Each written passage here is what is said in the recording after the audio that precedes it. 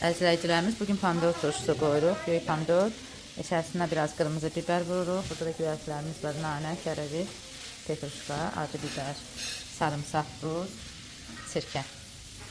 Keçirik pomidorumuzu doğramağa. Pomidorlarımızı bu cür halqa-halqa doğrayırıq. Doğradığımız bütün pomidorları atırıq qazanın içərisinə.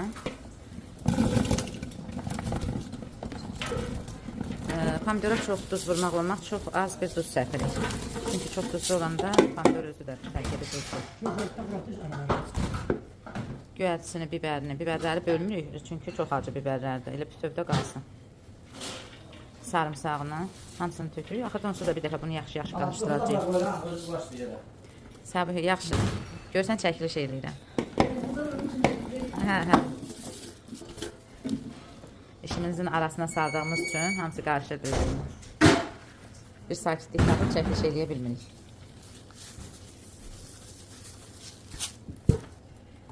İndi bunu yaxşı-yaxşı qarışdırırıq. Özü səhərə qədər bu sus alacaq. Qarışdırdıqdan sonra biraz da sirkəsini vururuq.